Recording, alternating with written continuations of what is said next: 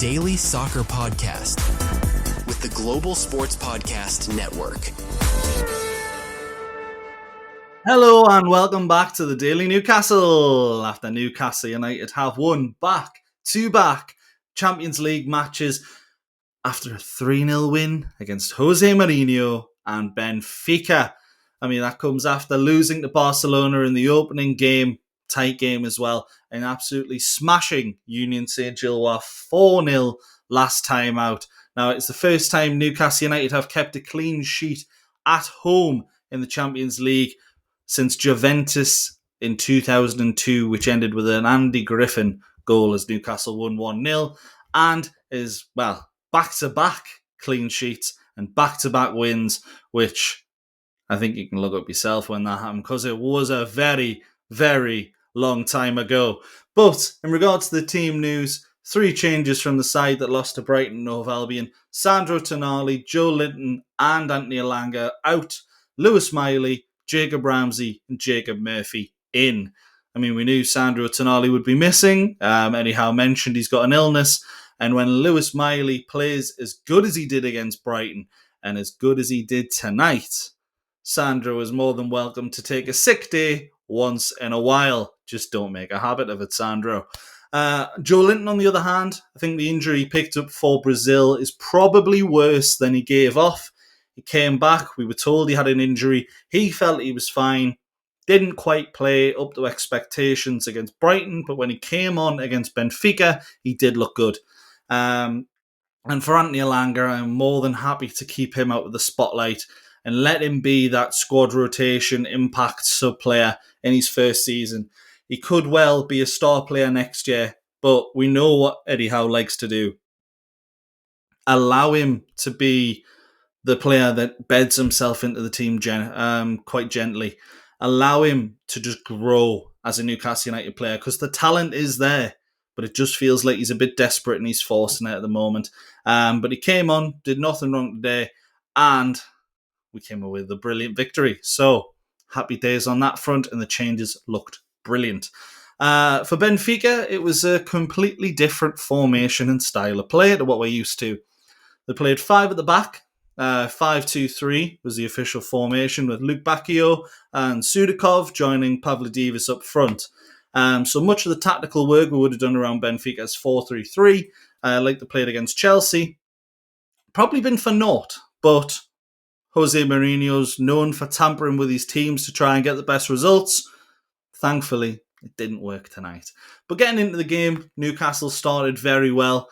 Gordon in particular beating his man all ends up. Dedic should have had a yellow card in the first 5 minutes. We were playing really good football, but the final ball was just a little bit lacking. How many times have we heard that before? But it was particularly lacking for Jacob Murphy in the first 10 minutes. And spoiler, that doesn't last. Our best chance of the game, best 2 chances in the first half really came from set pieces, corners in particular. The first one, Dan Burn, lovely weighted cross from Trippier from left to right.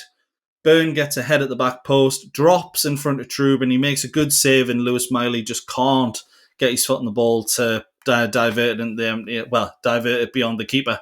The second one I'll go into a bit later, but 2 out of the 3 of our corners created good chances. The third was taken short and wasted, which we do hear about quite a bit. But before I get into the second corner, it did feel like in the 10th minute, or after the 10th minute to be honest, it was starting to linger. It was starting to smell a little bit like Brighton at the weekend. Benfica had a bit of a dominant 15-minute spell, and you were thinking, we're going to start well, not take the chance that we create, and then get put on the back foot. And if anyone was going to do that for Benfica, it was going to be Luke Bacchio. Absolutely fantastic performance in the first half by the Belgian. He was their main danger man, and I was very surprised to hear that he hadn't scored for them yet, because he looks electric. To be honest, he didn't actually really have a half chance. His total XG for the game is probably below 0.2, but he hit the post and had forced Nick Pope into some great saves. The first comes from a long diagonal ball from left to right. The Belgians' first touch puts Dan Burn on his arse, if I'm honest, and the man from Blythe could only watch from the ground as Nick Pope made a strong save to deny the Benfica man his first goal. Chow picked up a yellow card for a poor challenge on Pavlidis, and then afterwards struggled to deal with the ball. It's another long ball that comes towards him. Tries to head it clear, just misjudges it a little bit. Pavlidis picks up the ball, moves it left, gets it out of his feet quite well, and then smashes it against the side netting. But sort of beginning to look like there's some nervy moments for Newcastle. Nick Pope, and this is the only time I'm going to say anything bad about him in the entire episode, which probably won't be that long, but the rest of the game he's fantastic. He did have his monthly I'm going to get lost on the ball, players are going to press me, I'm going to panic and kick it straight out of play, which led to a corner for Benfica, and it wouldn't have been mentioned if it wasn't for Luke Bacchio smashing the post following the corner. They put it in. It's handled pretty easily by Newcastle. Set pieces we sort of dominated on, but Benfica recycled the play really well. It comes out of the right-hand side. You think Luke Bacchio is going to run at Dan Burn once again. Instead, he cuts in and just curls the ball from 30 yards, and it smashes against the post. And Nick Pope was diving for it, but I don't think he gets anywhere near it if it's on target. So it felt like from that moment on, Benfica were going to dominate. But thankfully, it just woke Newcastle United up. Murphy blasted a pot shot wide. Murphy and Bruno were the ones that really turned the tables for Newcastle in regards to getting on the ball and creating chances. Bruno forced Trubin into a great save. It's the second corner of the game, which I mentioned earlier. Another ball hit to the back post, this time from right to left. Dan Burn gets a header on it, but instead of going for goal, heads it into the path of Bruno Guimaraes, who flicks it towards goal, and Trubin makes another good save. The first of many, to be honest, in the game. Or the second of many in the game, should I say. And then it was then the deadlock was broken. To be honest, it's the first time we really executed the press excellently. And Benfica have the ball for about 15, 20 seconds. They start passing it back and Newcastle begin the press. We start to ramp up the intensity. It goes out to their left back. They can't handle it. He tries to float the ball into centre midfield, up to Pavlidis, who's come deep. Malik Chow wins the ball, knocks it to Bruno, who excellently just cuts the ball in between the full-back and the centre-back, finds Murphy, who got his cross absolutely spot on and squared it, should I say, for Anthony Gordon to tap home. An absolutely great goal to make it 1-0, and it didn't look like it was going to stop there for Newcastle. Bruno and Murphy play a lovely 1-2. Murphy's cross is met by Bruno at the near post, and his flick just hobbles, or bobbles maybe, past the far post. Another good chance. Probably not one that on the XG you would say, oh, that should have been a goal. But the distance met and the little flick meant it could have went anywhere. But then just before half-time, it's that man again for Benfica. Luke Bacchio picks up the ball on a quick break, and you're thinking, right, this time he's not going to cut inside. He's going to drive at Dan Burn again. And instead, he just takes a quick shot, fires it from a very similar distance, 25, 30 yards, probably more 25 yards actually, and just tries to smash it at the near post. And Pope makes another good save, maybe one that's more for the cameras, but it meant that Newcastle United went into the break 1-0 ahead. The wingers, absolutely fantastic in the first half. Ramsey, I would have liked to see more of him on the ball. And Nick Voltemada wasn't fantastic, but everything that he did still came off, and he still had a very, very good first half. But for the players for Benfica in particular, they needed just a little bit more. Maybe they should have checked out Bionic. Your body is unique, and Global Sports Podcast Network has partnered with Bionic, the world's most personalised supplements. Bionic provide 100% tailor-made supplements, designed to deliver precisely what your body needs at exactly the right levels to optimize your health. No guessing. So click the link in the show notes. Use the code GSPN2025 for 40% off your first month's subscription. Bionic. Don't settle for off-the-shelf solutions made for just anybody. Get what's right for you right now. Absolutely fantastic stuff. So the second half starts as the first half ends. Gordon and Voltemata have some efforts blocked, well blocked by the defence. I think it was Otamendi both times. And then from the corner, which comes from Voltemata's shot, just trickling wide, Lewis Miley misses a golden chance in the game. And to tell you how good it was, I believe it was Miley's only clear effort at goal, and he had the highest XG of any Newcastle United player today. Corner comes in, delightful cross from Kieran Trippier. His crossing was so much better today than what we've seen in recent games. I actually thought he had an excellent game. But Lewis Miley does brilliantly well to escape Pablo Davis, does brilliantly well to get beyond Otamendi, but his header, he just gets under it a little bit, hits the top of his head rather than the forehead, and it goes over the bar. And you're thinking, that was the chance. But thankfully, we'd have plenty more. Murphy's the next to take the chance at goal. Ramsey does brilliantly to win it in midfield. Gordon does a little mazy run in between the players, finally gets tackled. Ball comes out to Miley, who passes it, puts a delicate little pass between the fullback and the centre-back, finds Murphy in behind his fullback, who drives it low towards the far corner. Keeper pulls off a good save. Well done, Trubin, once again. Did very, very well during the game.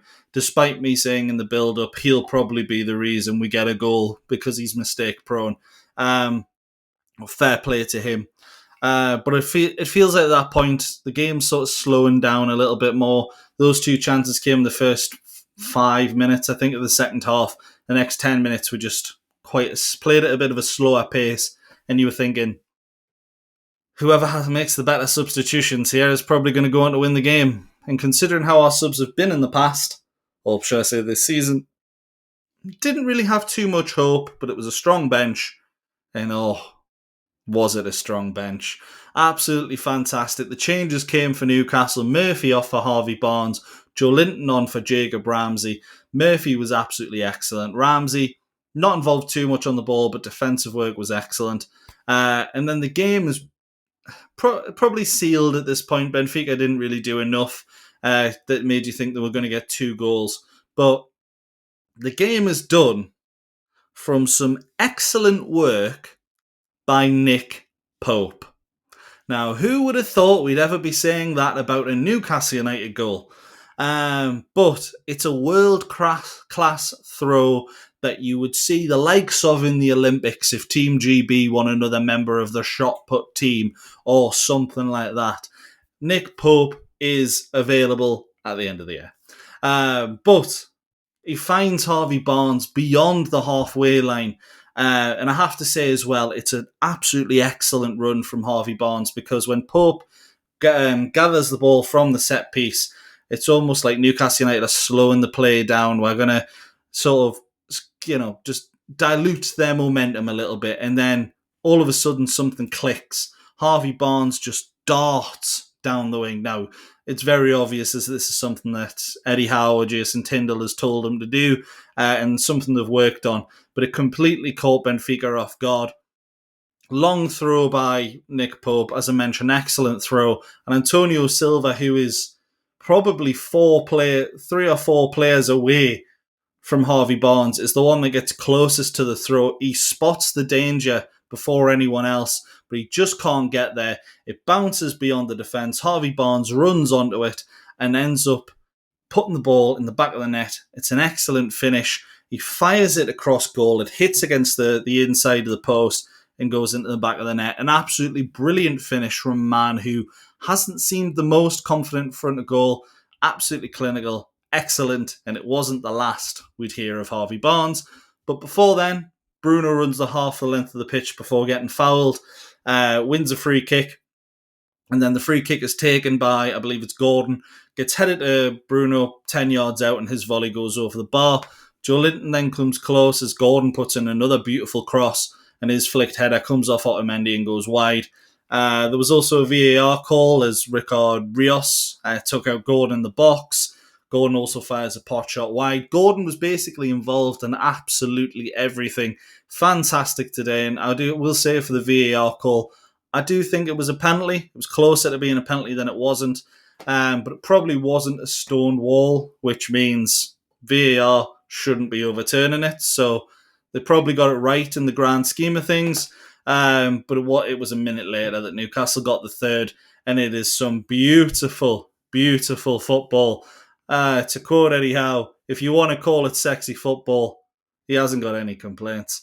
Anthony Gordon wins the ball back from the high press, plays an excellent, delightful 1-2 with Nick Voltemata, who just flicks it behind him. Again, first touch, Nick Voltemata, very few better. Finds Barnes as it comes, so the ball comes into Gordon's path. He takes a touch away from the defender, slides in Barnes, and the clinical Harvey Barnes has officially returned to St James's Park. Now, whether he stays or not, that remains to be seen, but tonight he was there. He slides the ball underneath Trubin. Another great finish for a man who, as we mentioned, hasn't been great, but I could not be happier for the Leicester man. Former Leicester man, should I say. It's one of those where he's been under heavy criticism by a lot of people this season, myself included. I ain't going to say I've been backing him the whole time. He's looked pretty poor when he's came on, but today, the Harvey Barnes we love was here to stay. And hopefully he's here to stay for the rest of the season. But the game was beyond doubt. 3-0. Newcastle bring on Anthony Elanga for Anthony Gordon. Fantastic performance from Gordon, as I say. One of probably the performances we've been waiting for in a Newcastle shirt this season. We always knew he was capable. We just haven't seen it too many times. But brilliant today. And then William Osula came on for Nick Voltemata, who, again, quiet at night. But those deft touches and flicks, just excellent. Teams can't handle them. And then to finish off the game, Newcastle had a few chances. Botman denied by Trubin. Osula and Willock should have both at least got a shot on target. Osula has the better chance. He's running onto a cross. He just misses it. Joe Willock's there at the back post. Gets a touch on it, but it's very difficult to score from that range and with the cross coming in at that pace. And then Trubin makes two decent saves to deny Joe Linton and Dan Burn, who fired in a half volley from about 25 yards out. He's been watching his Fabian Schär tapes, apparently. But Newcastle United kept back-to-back clean sheets in the Champions League as the full-time whistle went, and we won back-to-back Champions League games for the first time in 22 years. 3-0 win for Newcastle, an excellent performance from the Magpies. 6 points from 9 in the Champions League. We sit in 7th in the table, with half the team still to play in the tournament this round. But we'll forget about that. The goal difference is looking really, really good. Will Newcastle United qualify from the league stage of the Champions League? And if they do, where do they finish? Let me know in the comments. Next up is Fulham on Saturday, but we've got 3 more episodes before then. Ian will sum up the game much better than I have here with a full reaction tomorrow. And then following that, we've got the build up to Fulham, which all of a sudden feels very, very exciting. This is the game we needed. Eddie Howe said we needed something to come fast, and we needed a reaction from Brighton. We've certainly got it. Absolutely excellent from Newcastle United. But from me, things are only going to get better, and we'll see you next time.